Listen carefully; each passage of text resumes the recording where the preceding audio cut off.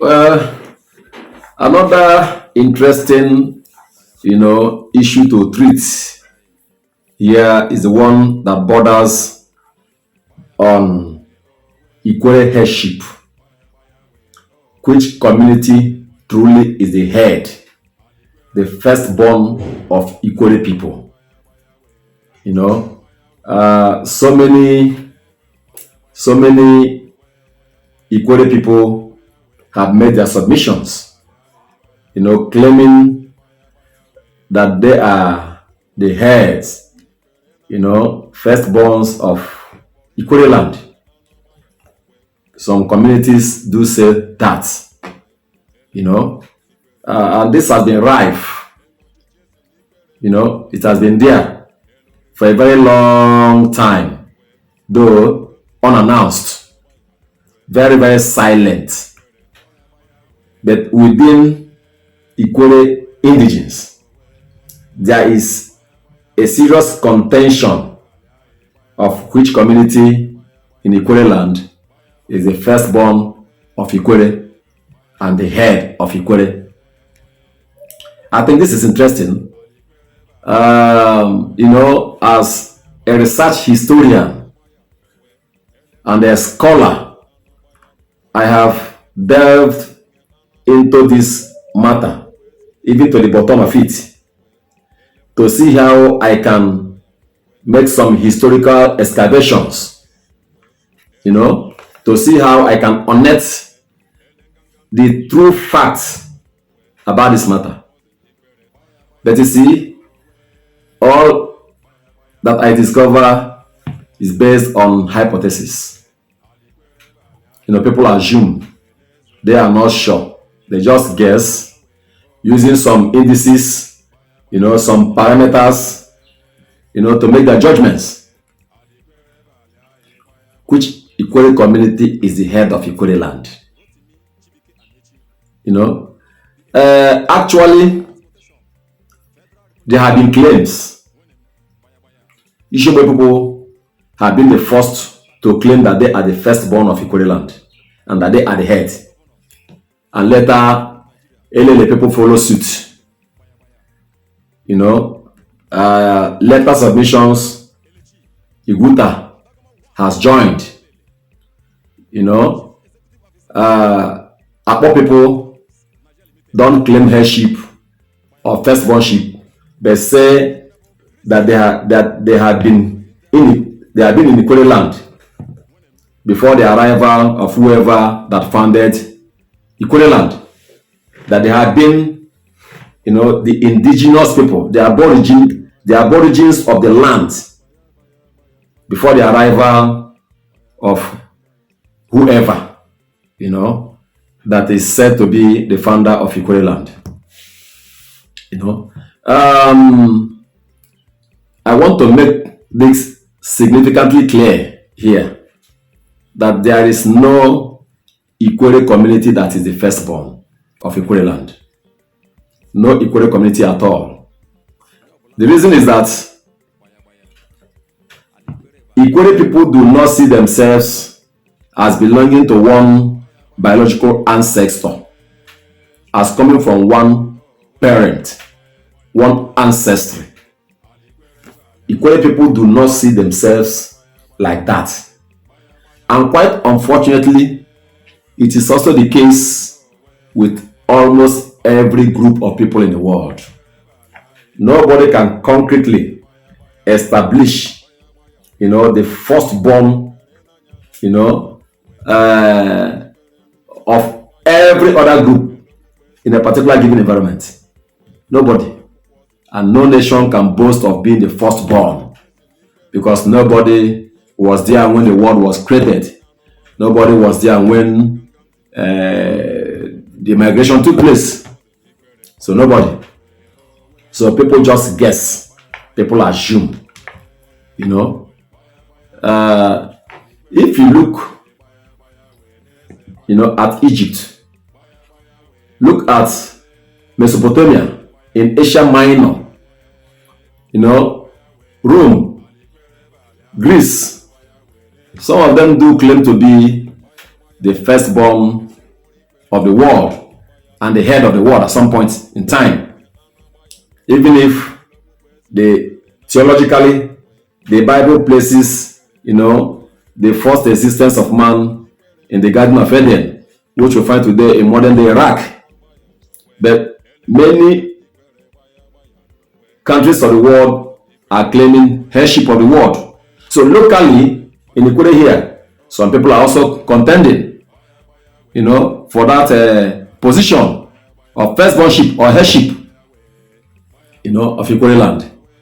As I have said, Equator people do not have a common founder because their stories of origin differ.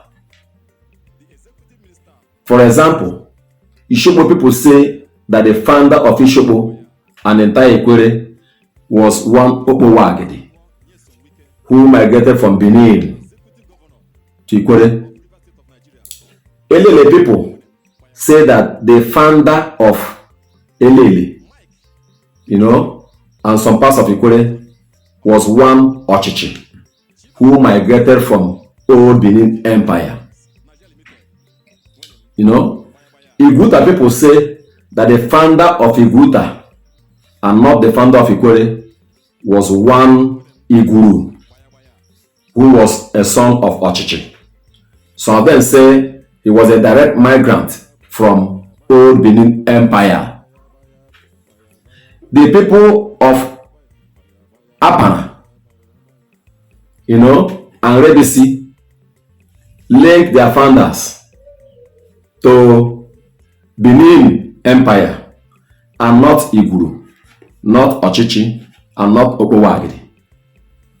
The Obele people and the Iba people link their ancestry to somewhere around the Ebe Aziz, that area, of Equator, of Ebe land. People of Emogwa and Ndele, link their ancestors, some of them, to the same, Ebe, whatever area, and some to old Benin Empire. So, looking at these presentations, these submissions, it becomes almost impossible to establish one common ancestry amongst all of them because they vary in their stories of origin. Any person does not agree that he or she, with Ishobo people, with Iguta people, and the rest of Equator people, except the people of Wamerelu, Lela Alimini, Egbeda, and some other places around them, are their people. Other people are not from the same blood with them. So with that, there's no way we can cogently, establish a particular community as the firstborn of Equator when they do not all agree that they came from one ancestor. There's no way, it is going to be correct to say that Ishopo or Elele or Apo or whatever is the firstborn of Equator land. There's no firstborn. If they all agreed that they came from one ancestor, it would have, led us to a line to conclude about this matter. But where they all disagree and say different things about, where they came from, there's no way we can announce, there's no way we can establish a particular community as the firstborn of Equator land. Coming to that of the headship, so many people in Equator have already arrogated Ishopo as the head of Equator. Headship in this case is different from firstbornship. And of course, there are parameters to use to, examine whether a particular community is the head or not.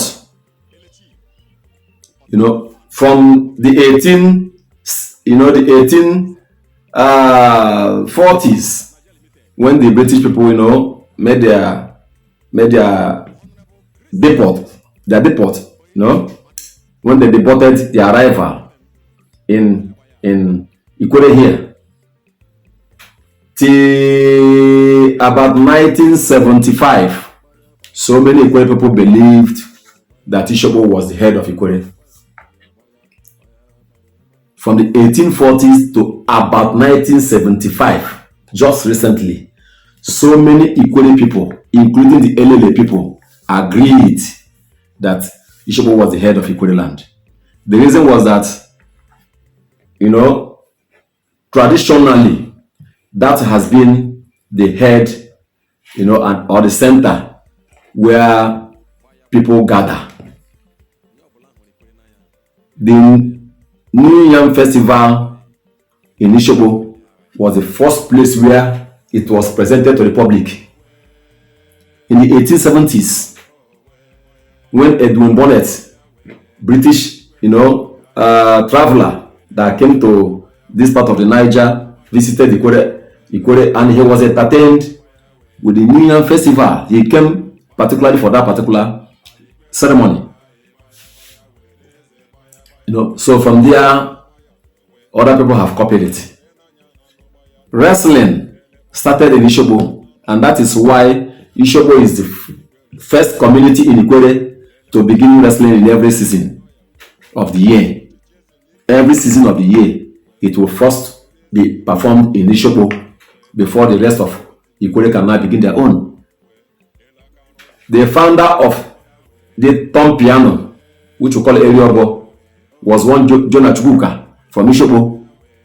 In the 1930s, he used it to entertain, you know, most of the British or the Europeans that, you know, quartered in Ishobo and visited Ishobo at the time. So many cultural activities have their, you know, their origins in Ishobo. You know, so especially the Ele, you know, this women dance for the married people, married women in the community, started there as early as 1926. And of course, some cultural dances are borrowed. They are not indigenous Ikwere dances anyway, like the Mau, the Agaba, and all that. You know, the Ekbodem and all that, the Oponi, the Ekbe and all that, Watam. So many of them.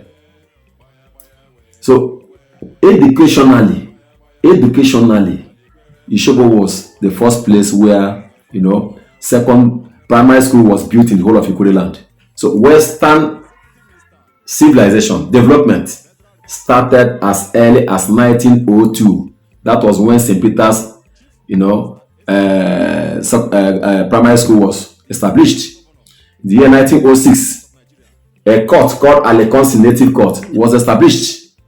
In the 1930s, it was now moved another superior court, you know, Native Court of Appeal was now built in Choba. But in 1906, there was already a native court, a lower court built in Ishobo. Later, Chakricha, Woji, Umuji courts started coming. So the first native court, the 7 native courts that were first built in Ikwere by the white people, the first was in Ishobo. The first trunk road was in Ishobo, trunk A road leading to the water, the Ayeke. Slave trade business started in Ishobo first. So many important things started in Ishobo. Buildings, bond bricks buildings, story houses, started in Ishobo as early as 1883. People like Amadi Moya, you know, had built their story houses with bond bricks and strong zinc. So from about even 60 something to about 1900, there were about 9 houses built in Ishobo, big houses, story houses built in Ishobo. So many things started in Ishobo. The church started there. The African church started there as early as 1920 something in Alim Ishobo. So almost every development in Ikwere started in Ishogbo. Every form of civilization started in Ishogbo. So the people now generally now, arrogate Ikwere headship to Ishogbo. And of course, people like Chief Samson Abaro of Ndele and Senator Andrew Chendo of Emowa, during one-on-one discussion with them, told me that the traditional headquarters of Ikwere people is Ishogbo land. Even the executive governor of Rivers State, the current executive governor of Rivers State, the person of Chief Barrister is about 1 year some weekend, has severally said it that Ishogbo is the traditional headquarter of Ikwere people. So Ishogbo, has been a name that has been very, very old. Very, very old. So many people today, when you talk about Ikwere, apart from Port Harcourt as a city, the next place they know is Ishogbo. The next place they know is Ishogbo. So that is coming to the headship of Ikwere, but not the firstborn of Ikwere. The firstbornship, as I have said, is not ideal. It's not there because no Ikwere person agrees, to have pulled out from another Ikwere place. They all take their origins outside the shores of, Ikwere. It is only communities like Rumeme, Rumuji, Rumomoi, the Amadiama people, the Nkanhan Haji people in present-day Imo State, the Ishogbo Autonomous Community in Akporo, Oboduku in Idato community, Ozoha people, Omagba people that are all linked to Ishogbo. So Ishogbo was like an empire because it had vassals, and it found out so many other big communities in Ikwere. So it was the head, and it was accorded so much respect before 1975. Before 1976, when the late Dick Azonda Emejuro from Elele community and his friend, the late Bekole Wosu from Obakere community, all co-joined to make a historical presentation concerning the origin of Ikwere. Prior to their publication titled, Without Prejudice, published in the year 1976, of which they linked Ikwere origin to Benin land through one Ochichi. That was how that school of thought, that version of theory of Ikwere migration became pronounced, through the publication of Emejuro and the Wosu. So before that time, in the history book, though a small sized book titled The Truth You Must Know by John Amagbenstream, published in 1975, he explains in that book that Ikwere people are migrants from Arochukwu, and they came through Ozueche into this area, and the founder of Ikwere was one Opowagide, and of course he clashed with the much younger Emejuro and Bekole Wosu and other prominent Ikwere people. They became consternated. They became angry with him. How a respected chief who was at the vanguard of the creation of Rivers State, had now turned back to say that Ikwere migrated from Igbo land. So his own version was, was displaced, was erased from Ikwere historiography, and that was the beginning of his fall, from grace to grass in almost every Ikwere affair. It was neglected, it was distanced by so many Ikwere eminent people at the time. So his own has been that Obowagide founded the whole of Ikwere. That was there. So there was a clash, between the Emejuro group, the rest of Ikwere against Chief Omapepe John Srim of Omeke Shobo. So that was also the beginning of neglect for Ishobo people. The leadership of Ishobo, began to move out. And unanimously, Ikwere people now chose one of their own in the person of the late His Royal Highness Eze Emmanuel Anacho Ridge of Emowa to begin to pilot the affairs of Ikwere land, because they were the people who antagonized the Igbo people, and worked very, very assiduously, doggedly, with so many other rivers chiefs, and people to realize the state called River State. So that is the position of first Bornship and Headship in Ikwere. Today, people look at the cradle of Ikwere to be in Elele, because so many Ikwere people now buy into the theory of Ikwere migration from Benin through Ochichi. Although Ishobo people agree that Obowagide came from Benin, but because of the presentation of Amabebe that Obowagide, came from Arochukwu, the whole thing was contradicted. So it became suspicious. Ikwere people now began to distance themselves from Ishobo people. And of course, that version of his theory was rebuffed, by eminent people like S.A.J. Wachuku, E.A.D. Aliko, also from Ishobo community, S. Amadi Shobo. They all rejected Amabebe's line of historical presentation. So the whole of Ishobo did not support Amabe. Amabe was just on his own.